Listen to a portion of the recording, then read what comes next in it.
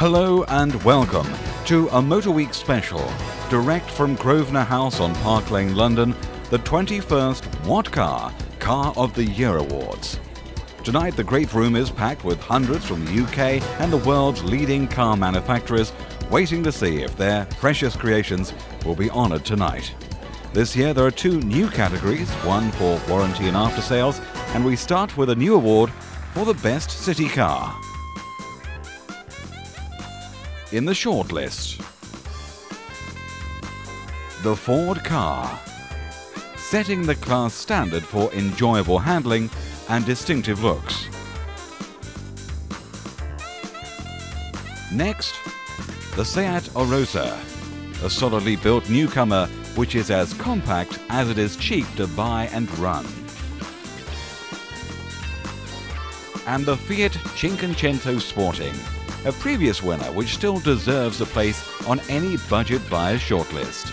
But the winner for 98 humbles the opposition around town and motorway cruising. The best city car for 1998 is the Ford Car 2. Last year the Ford Car won the Super Mini class, but this year we decided to create a new category called City Car. And because of the car's diminutive dimensions, we decided to put it in that. The big reason for the car's victory is that it's fun. It's good looking, great to drive, but well packaged enough to mean you could use it as a shopping car or cram a couple of kids in the back. The first nominee in the Super Mini category is the Ford Fiesta. A great car to drive with a punchy 16-valve engine and excellent security too. Next, the Volkswagen Polo, a practical solid all-rounder which oozes quality and holds its value. And there's the Seat Ibiza, a roomy contender that's extremely frugal in turbo diesel guise. But tonight's winner is totally talented in exceeding the demands of its class. The best Super Mini of 1998 is the Ford Fiesta. The reason it's won this year is it's a small car with a big car feel. It rides extremely well, it's very refined, it's got a very smooth engine, performance is very, very good, and it's a great all-round buy. We move on to the small hatch class. Nominee Fiat Bravo has a colourful character, an eager chassis and great engines.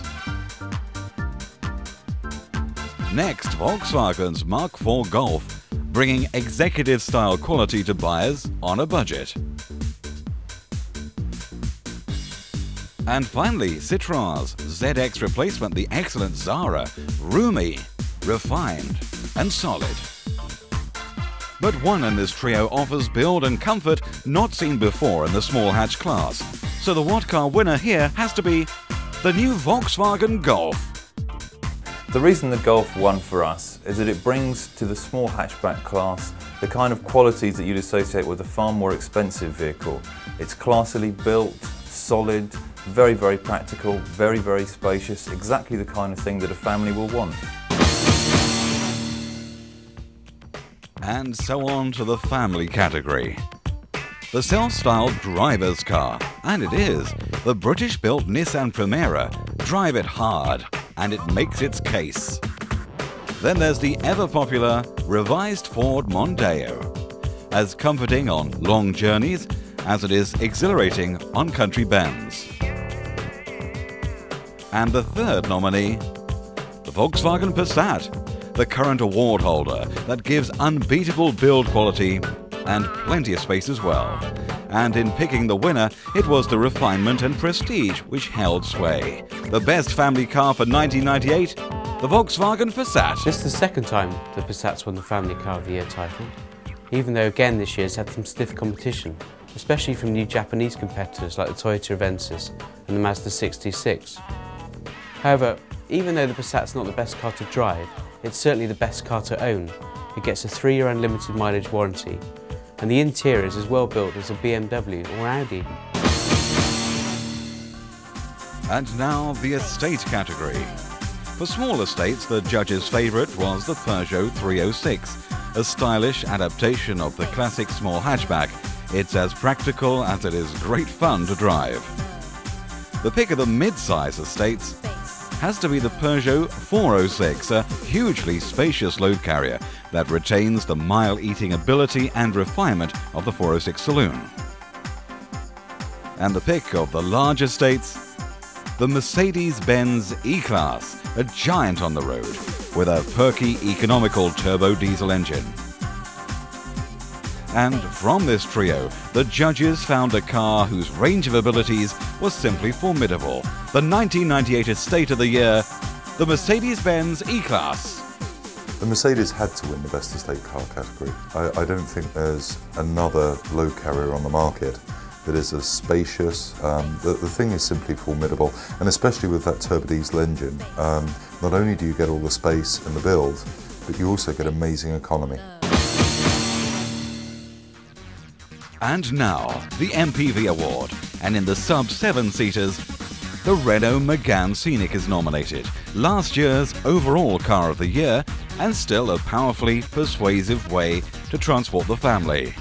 While from the 7-seaters, the judges picked the Ford Galaxy, the Volkswagen Chiron, and the Seat Alhambra, all three names sharing the same superbly drivable MPV.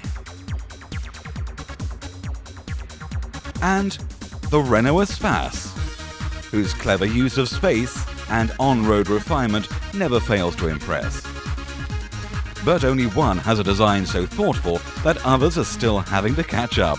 The best MPV of 1998 is the Renault Megane Scenic.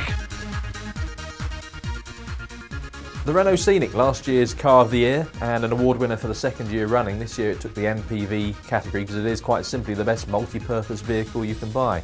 Sure, it doesn't have 7 seats, but a lot of the people carriers you see driving around tend not to have 7 people in them most of the time anyway.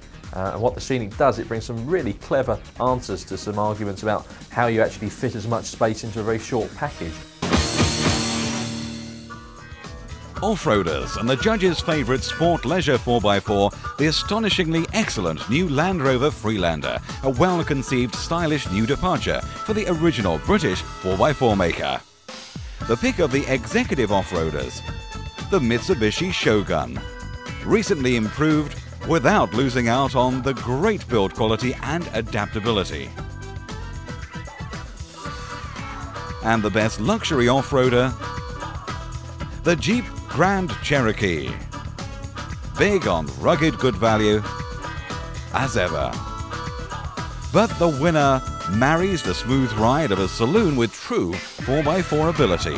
The best off-roader for 1998 is the Land Rover Freelander. It's won because it brings a whole new set of criteria to this category. It's a smooth riding car, it's got a refined engine, full of great ideas like a rear window that drops down so that if you're carrying DIY loads you can have them sticking up the back.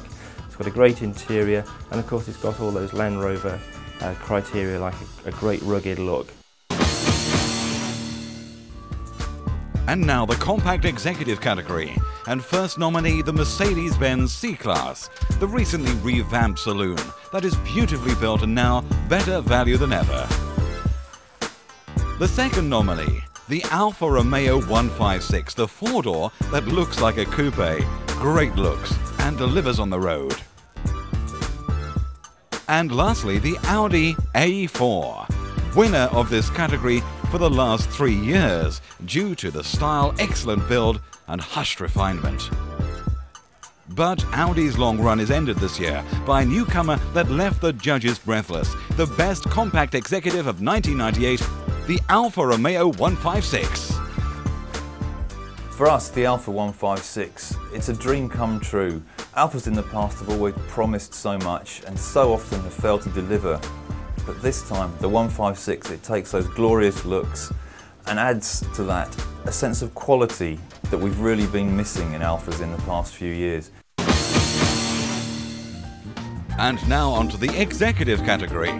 And first, the BMW 5 Series, the near-perfect executive transport that has walked away with the prize for the last 2 years.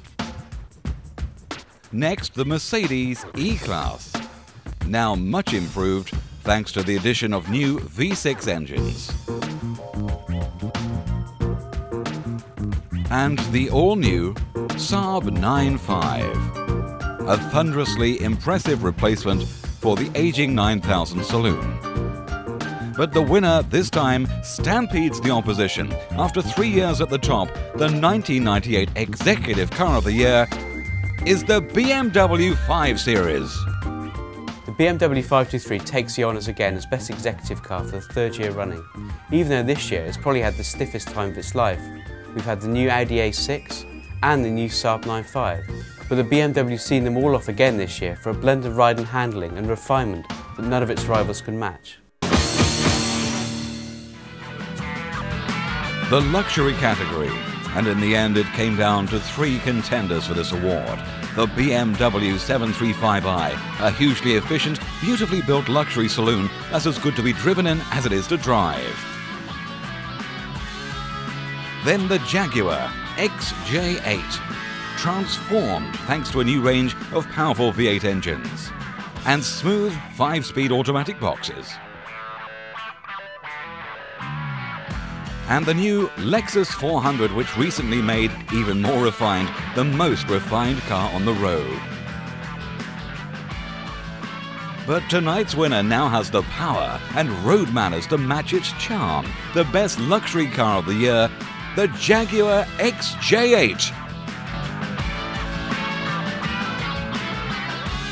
We were delighted in the office to be able to give Jaguar the Luxury Car of the Year award for the new XJ8. We say new, they've made a lot of changes on what was the XJ6. We've now got a magnificent new V8 engine in there and a great 5-speed automatic transmission. And it has all of those wonderful Jaguar qualities, but brought bang up to date. After the break, more details of award winners, including the prestigious Car of the Year. Stay tuned to this special edition of Motor Week.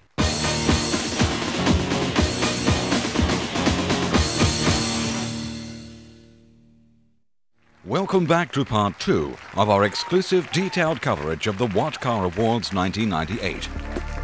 Security. And our first nominee in the budget category is the Ford Fiesta for excellent door shielding, first-rate deadlocks, and a superb safeguard immobilizer.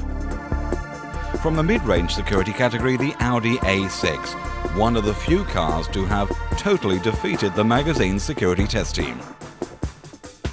And from the premium price category, Jaguar for the XJ8 and XK8, described by the test team as the state-of-the-art defense against theft. But from that trio of Ford, Audi and Jaguar, the Security Award for 1998 goes to Jaguar. Heartening to see a British manufacturer performing so well, but no real surprise seeing as the UK is the car crime capital of the world. And it's such a big problem over here that British manufacturers take it very, very seriously, more so perhaps than manufacturers from the Far East. A trio of nominees for the hot hatch category now. The Nissan Almera GTI, a well-priced blistering hatch, which is as practical as it is agile, fast and furious. The Peugeot 306 GTI 6, the current holder of the title, thanks to its inspired handling, 6-speed box and crackerjack engine. And the new Volkswagen Golf GTI, which in turbo guise gives Volkswagen a hatch which deserves the badge GTI which it invented. But this year's honour goes to a car which defined the sector. The best hot hatch of 1998 for a second year, the Peugeot 306 GTI 6. It's still got a fantastic chassis with pin-sharp handling. It's a sort of small car that's practical, yet also gives a driver a great degree of fun. They can run it over some country roads, you can have a really good drive in the car. It's got a superb, snicky little gearbox, and 6 speeds mean that you can run up and down the gearbox like it's a race car. Coupes, and from the sports coupes available, the judges chose the Ford Puma, a brilliant newcomer which offers fantastic handling and sheer enjoyment. The pick of the performance coupes. It's the Fiat, when in the top-spec turbocharged version, laughs at performance cars costing twice the price. While the favourite touring coupe has to be the Jaguar XK8, the glamorous two-door V8 powered beauty which is built to last. But for its affordable price, sharp styling and undiluted addictive fun, the best coupe of 1998 is the Ford Puma. You're getting what is really and truly a true sports car. It's based on the Fiesta, which is no bad thing. That's a great car to drive as well. But Ford's engineers deserve huge praise for what they've done under the skin. They've sharpened up the handling no end. The steering is superb. It's got a punchy 1.7 litre engine under the bonnet, which provides plenty of power. And the looks, well, I think the looks look superb. And now, the Roadster category. The judges' favourites were the Lotus Elise, a purebred road racer that more than compensates in thrills for what it lacks in practicality. And the MGF, a past What Car Award winner that's nimble and boasts truly refined engines. While the best convertible has to be the Peugeot 306, an elegant soft top that behaves as well as the hardtop on the road. And the BMW 3 Series convertible, a well-engineered soft top which is sure to last and last. But tonight's winner offers supreme agility and top-down thrills for the second year running, the winner of the Open Top Award, the Lotus Elise. Lotus is known for its fantastic chassis engineering, and this car really has that chassis engineering. It's a superb car to drive. Pull the roof down, gun the engine, and it's got a superb steering, chassis, gearbox. It's just a great driver's car, and that's what we wanted in this category. After heated debates, the judges chose 3 contenders for the best performance car, the Honda NSX, whose handling is only equalled by the screaming V6 engine and slick 6-speed gearbox. The new Porsche 911, a reinvention of a classic that adds newfound driver friendliness to the original's build and thrills. And the BMW M3 Evolution, the bargain supercar of the trio, as usable every day as it is awesome to drive hard.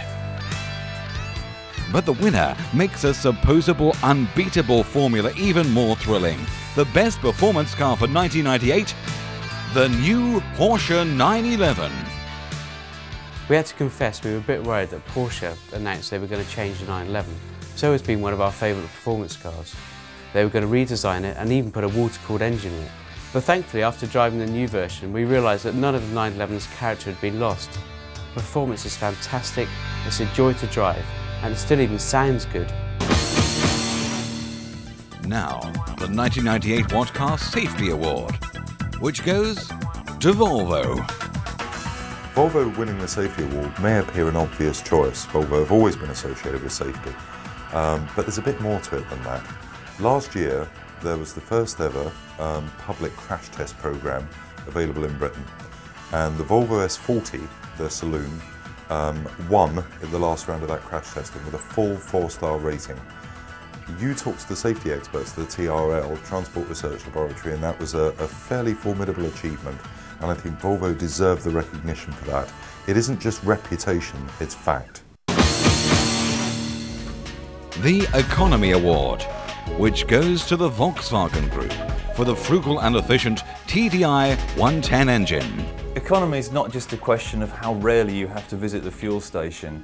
It's also a question of providing a high level of drivability, and that's exactly why the TDI 110 engine is so successful. You don't have to rev the socks off it to get anywhere, but keep it below, say, 2,500 revs, and you have plenty of power, plenty of torque, more importantly, to keep up with traffic. It's exactly what you want. There's no sacrifice you have to make to get great economy out of this engine.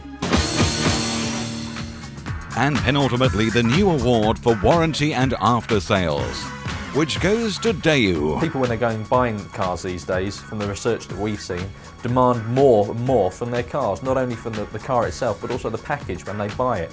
And Daewoo deserve praise for really setting the standard in this field with their warranty and after-sales package. You get 3 years free servicing as well as a 3-year warranty, and there's also a year's free insurance that's running at the moment, and there's all the little sundries that go with it as well that have really impressed us. The service from the dealers, they come and pick your car up, they'll give you a loan car without asking. These are things that other manufacturers should follow. So let's review the winners of all tonight's categories.